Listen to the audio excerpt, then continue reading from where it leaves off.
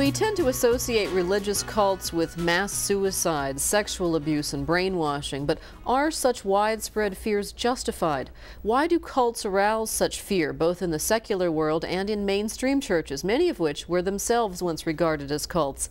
Let's take note with Philip Jenkins, Distinguished Professor of Religious Studies and History at Penn State. His newest book is Mystics and Messiahs, Cults and New Religion in American History, published by Oxford. Thanks so much for joining us. Thank you. First of all, what's your definition of cult? What's the difference between a cult and a church? Well, I take a coward's way out in trying to define things, because I say a cult is simply a small, unpopular religious group, and that's the only definition that works for everything.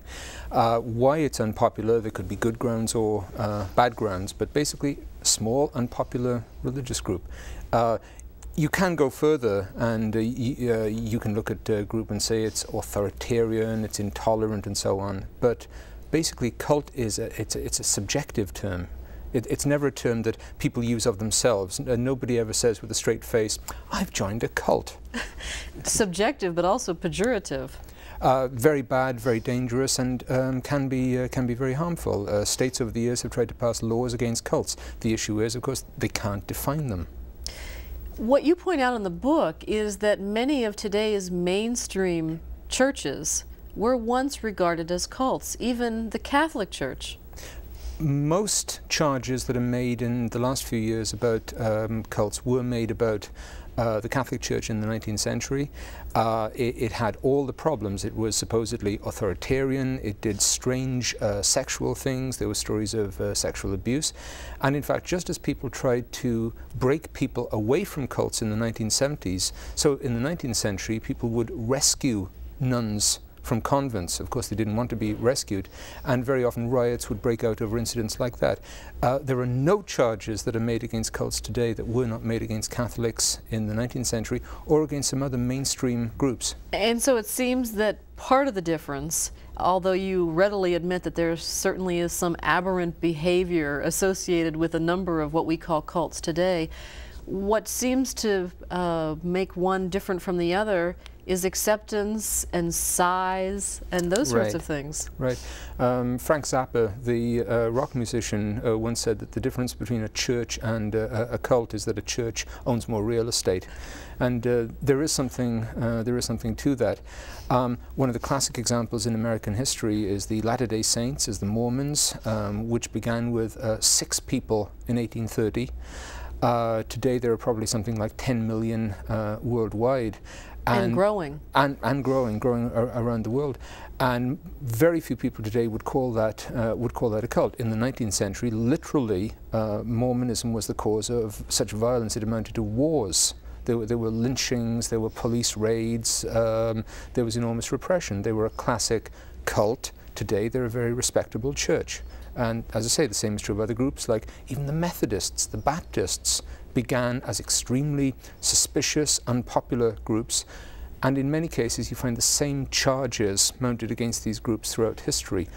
Okay, let's talk about Waco, Texas, and David Koresh, whose church is really an offshoot of a mainstream church. Right. When people talked about Waco, they described it as a renegade offshoot of the Seventh-day Adventists. And that's very strange, because the church actually had been there for 60 or 70 years. It was an old, established, small denomination, which is, by the way, a phrase that people like to use very often rather than cult. It's just a small denomination, which really was not terribly odd. There are many, many groups like this. The main problem they ran into was they ran up against a lot of very vigorous anti-cult activists working closely with law enforcement, who spread some really bad stories about them, which then became self-fulfilling prophecies. So in other words, they took arms because of the anti-cult movement against them? To some extent, yes. They were accused of being paranoid, and I'm afraid my response to that is, yes, they had this delusional belief they were about to be attacked by the federal government, which of course turned out not to be delusional. There's also a lot of debate, of course, about whether in fact that was really a mass suicide, as many people said, and a substantial number of people out there are convinced that that was not in fact a mass suicide. That's just another anti-cult stereotype. I want to talk more about the anti-cult backlash that you describe in the book, but your book is the first full account of cults and anti-cults in American history. What prompted you to write it in the first place?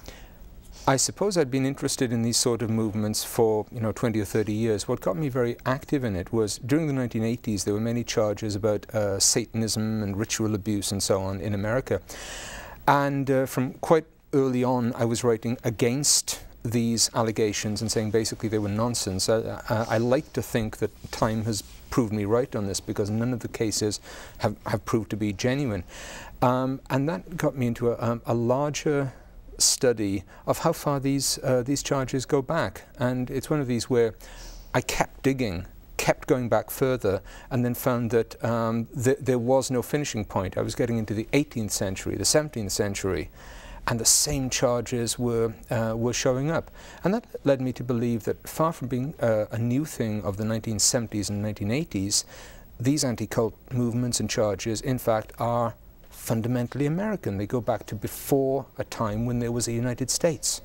Now, there was the nerve gas attack on the Tokyo subway. You say these cults are sort of an American phenomenon, but we read about that incident in Tokyo. Sure.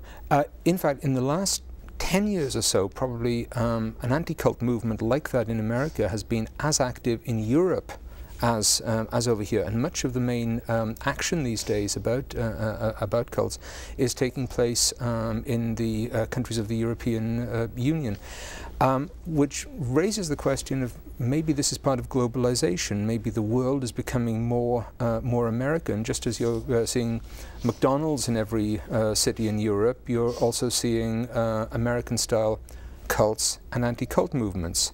The American Satanism scare has shown up in Britain, in the Netherlands, in South Africa. Maybe what we're seeing here is a globalization of social problems. What attracts people to these marginalized or fringe religious movements in the first place? Well, the short answer is because they think they're right and they think they're true. And I think I'd also use the analogy of investment. If somebody goes to a regular mainstream church and just attends occasionally, you don't put much in, you don't get much out. If you give up your life to a movement, you dedicate yourself to a movement, whether it's one that's publicly respected or not, then you also get a great deal out in terms of people who are, completely devoted to your cause, your interests. It's interesting turning the question around. From the point of view of these movements, the question might be, why don't people join? How can people be so neglectful of these important spiritual matters? So it depends where you're standing. Do these marginalized religious groups play any positive role in the spiritual life of America? I would say that if you look back over the last couple of 100 years, it's amazing how many things that we today take for granted as normal parts of our mainstream life that begin with cults. For example, most mainstream churches today use a lot of gender-neutral terminology. You have women as priests. 50 years ago, 100 years ago, only the most bizarre cults did things like this.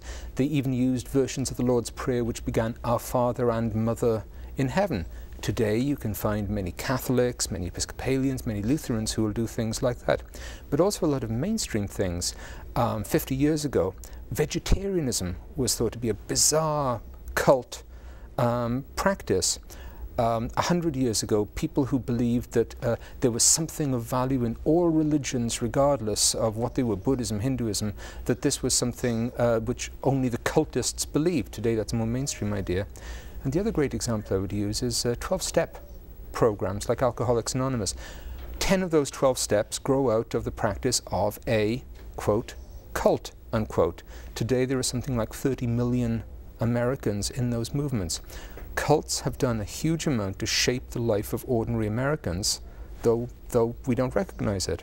This is not to say that cults can't be dangerous and that they don't exploit their members and that there isn't, in some instances, sexual abuse, but you point out that priests and ministers have been accused of pedophilia.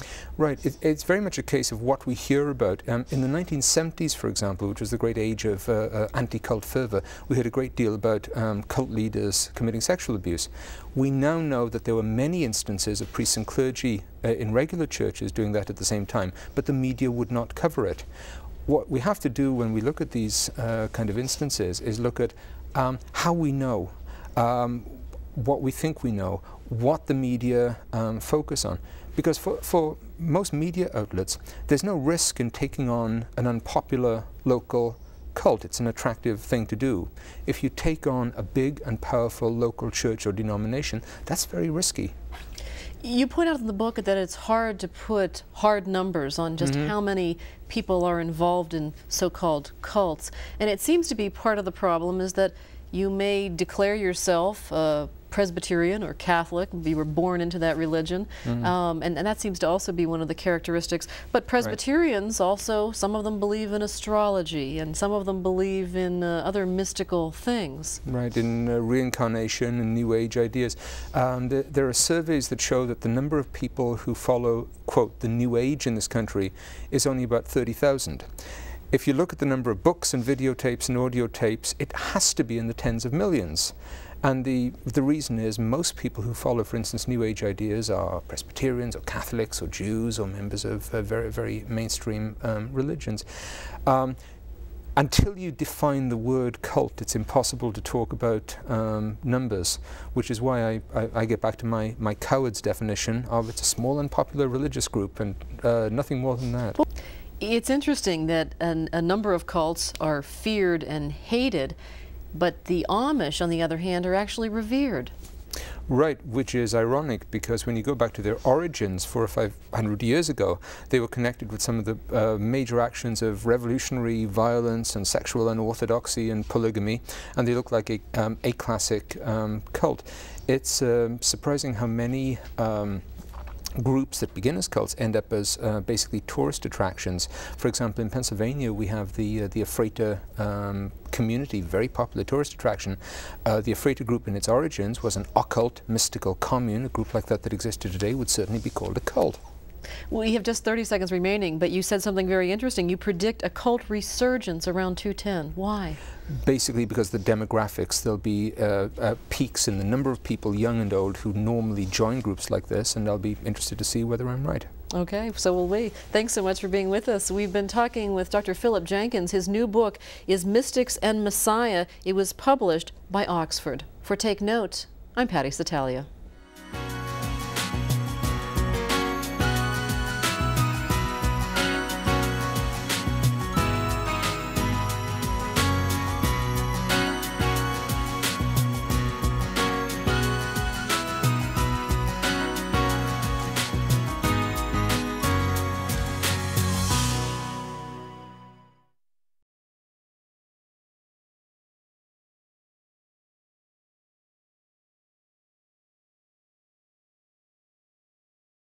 A copy of the program you've just seen can be purchased through Penn State Media Sales at mediasales.psu.edu or by calling 800-770-2111.